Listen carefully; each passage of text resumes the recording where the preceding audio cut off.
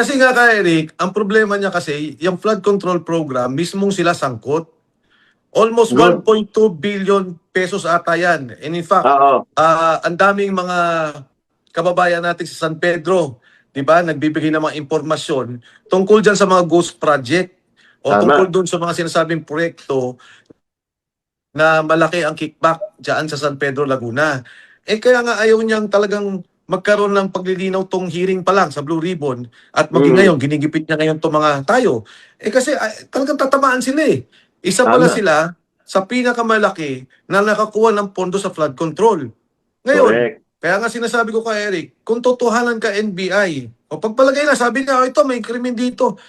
Ang pinakamalaking krimen nga yung flood control eh. Paano ikaw ang nasa NBI na isa ka sa mga sinasabing may problema sa flood control projects? Isa Kasi, kayo sa mga nagbenepisyo sa mga flood Congressman control Mike, projects. lumabas pong impormasyon na alala mo yung may tinatakot siya na gusto niyang bugbugin parang sa presento. Yung video na kumalat na pilit niyang inareglo. Ang pinanggalingan pala noon, may negosyo siya at ang tao na yon at ang asawa niya, binili nilang lupa, parang road right of way, papunta doon sa binabanggit mo na flood control project. Tapos pinabayaran sa gobyerno ng doble-doble. So siya mismo involved sa ganitong scheme para doon makakuha siya ng dobleng kabi doon sa property na ginawang road right of way, binili nila intentionally para pabayaran sa gobyerno sa proyekto ng asawa niya at yung proyekto na yon ay 1.2 billion mahigit na flood control na ngayon ay hindi makita ng taga San Pedro. Go ahead po, Congressman Mike. Yun ako ka Eric, baka pwede mo akong bigyan ng dokumento dyan para ma-discuss ko rin yan, malaman ng taong bayan. Kasi nga, Sige. ang hirap lang nangyayari sa atin eh. Yung mga mismong involved sa flood control scandal, sila din yung nandyan nakaupo, di ba? Hindi ko nilalahat. Hindi ko nilalahat Pero pagdating mo sa Kongreso, ayaw na imbestigan dahil may involvement sa flood control. Pati yung mga 18 months magsalita. Pagdating mo sa Senado, ganun din. May mga involved sa flood control, ayaw din nila magsalita yung mga sundalo. Yung dito sa NBI, kay Tony Melvin Matibag, lumalabas na nga yan, noon ko pa nakikita yung 1.2 billion na binabanggit mo. Ngayon ang naglinaw sa akin, iba pala yung lupa. Iba pang Paano lupa. tayo magkakaroon ng maayos na investigasyon?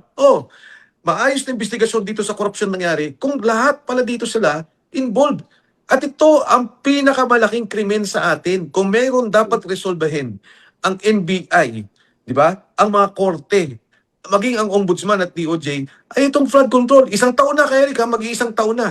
Hanggang ngayon, hindi tumatahimik ang taong bayan. Patuloy ang galit ng taong bayan dahil wala silang nakikita. Lahat palabas. Lahat na lang pagpapakita. O ano nangyari? Ang ahensya ng gobyerno, ginamit sa'yo. Kaya Eric, ginamit sa akin. Investigasyon, patawag, lahat. Kaso, biruin mo, ilang milyong piso ang ginagastos nila para sa mga kawani ng gobyerno doon sa ginagawa ng investigasyon na ang dapat tunay na investigahan nila ay yung korupsyon. Yeah. Ito ang pinakamalaking krimen. Hindi lamang ng ating kasaysayan natin. Ito na ang pinakamalaking krimen. Pinakamalaking corruption, scandal, and crime in our history. Dapat itong bigyan nila ng talagang pagtuon at ayusin nila. Well, of course, nung panahon ng diktatura, di ba, nagkaroon ng PCGG, tinignan yung mga assets, inimbestigahan. Pero ngayon, 1.7 trillion itong pinag-uusapan natin eh. Grabe ito, Congressman Mike. Times 3, times 5? Nung mga nakita natin korupsyon ng mga nakaraang panahon? Grabe ito, Congressman Mike. This is the biggest in the modern political history. At kaya nga, tatanungin kita doon sa binanggit mo. Maganda yung sinabi mo na ang mga nagtitistigo, ang mga nagboboluntaryo ng impormasyon, mga whistleblowers, tsaka yung sumusuporta sa whistleblowers, kagaya natin, tsaka yung naninindigan na labanan ang korupsyon at pandarambong sa gobyerno, tayong inaatake. Kita mo, ang daming ebidensya na inilabas ang mga dating sundalo at pati na ang 4 na karagdagan. Pati si Saldico, naglabas ng 5 na mga videos. Ni isa dito, walang inimbestigahan itong si Matibag. Wala din case build up. Pareho lang sila ni Boying Rimulya. Ang hinahabol nila, yung mga naninindigan at lumalaban at nagpapalabas ng katotohanan. Gaano ito kabigat, Congressman Mike, para maunawaan ng mga taong bayan na ang mga naninindigan at nagbubunyag at ang mga lumalaban para mapatigil at mapapanagot ang mga sangkot sa pangungurakot ay siya ngayong hinahabol systematically ng gobyerno ni Marcos at si Matibag ay naging isang rabid attack dog na walang nakakapagrinda sa kanya. How dangerous is this right now in our situation sa lahat ng pinagdaanan nating laban sa kilusang masa mula ng kabataan natin, mula sa panahon na inabot mo pang diktadura ng tatay ni Bongbong, at ngayon, gaano kaiba ito, Congressman Mike, sa karanasan mo? Una-una sa lahat, Eric, para lang malinaw sa mga nakikinig at nanonood sa atin ngayon, ang nabilang ko mahigit kumulang 40 tao na magmula sa ating hanay ang kinasuhan. No? 40 tao na. Kasama ka dyan, kasama ako dyan. At lahat pa ng ating kasama, si Doc Lorin Badoy, lahat ng ating mga kasama, kinasuhan. Dahil nagsasalita tayo, I think Eric, ako siguro late pa ako pero kayo nagsalita kayo noong paman at ngayon nagsasalita kayo sa korupsyon. Ngayon, yung 40 na yan, ikukumpara mo doon sa kinasuhan nila, doon sa flood control, na talagang sinasabi natin pinakamalaking nakawan, pinakamalaking krimen dito sa ating bansa. Ang nakasuhan lang nila 6. Kasama na dyan, sa 6 na yan, si Senador Jinggoy at si Senador Bong Revilla. Doon sa mga kinasuhan pa lang 4, naging state witness pa si Henry Alcantara at si Yusek Bobby Bernardo. Tsaka si Opolensya, 3 na. Opolensya. Basta ang alam ko, nandiyan pa si Bryce, hindi lang binigyan to ng state witness. So, 6 sa ating 40 na.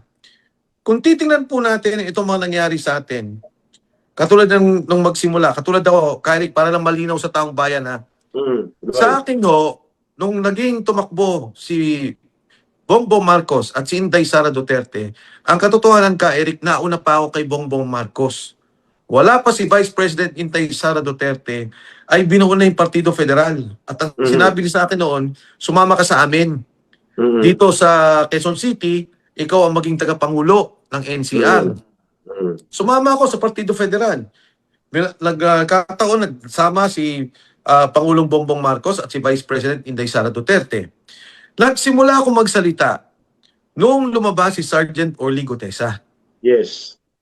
Nung magsalita, last year, si Sergeant Orly Gutesa, nagulat na ako sa mga binabanggit niya. Ang sabi niya, isang delivery, 46 to 52, kasi kinorek nung isang marine. Sabi niya, sir, hindi 46, 52 na maleta. Sabi ko, grabe. Tapos sabi niya, doon sa bahay ng Valle Verde, doon nagdi-deliver ng pera kung saan-saan nagagaling. Hindi mo namin kilala lahat, pero nanggagaling kung ano-ano. So ang thinking ko doon, Eric, kontrata. Pag may nabili kang kontrata, pumayag ang Appropriations Committee, dahil mo yung pera doon, nililista nila. Magmula doon sa Valle Verde, dinideliver nila kay Saldico sa bahay. Magmula kay Saldico, ibababa ulit yung mga muleta at i-deliver. Ang karamihan ay napunta kay Speaker Martin Romualdez. Correct. Tama ka, ni isang beses, kumuha ba sila ng CCTV, kumuha ba sila ng security log sa subdivision, sa Horizon, sa Valle Verde? Wala. Hindi nila ito inimbestigahan kahit konti. Ang delivery, ang sabi, 3 beses ang linggo. So, ito hong panggigipit ng ating mga kasama, Eric, makikita mo na, sabi lang, hindi, politika kayo. Paano nga ako naging politika? Kakampi ko nga yung mga yan kasama nga ako. Nung una pa lamang.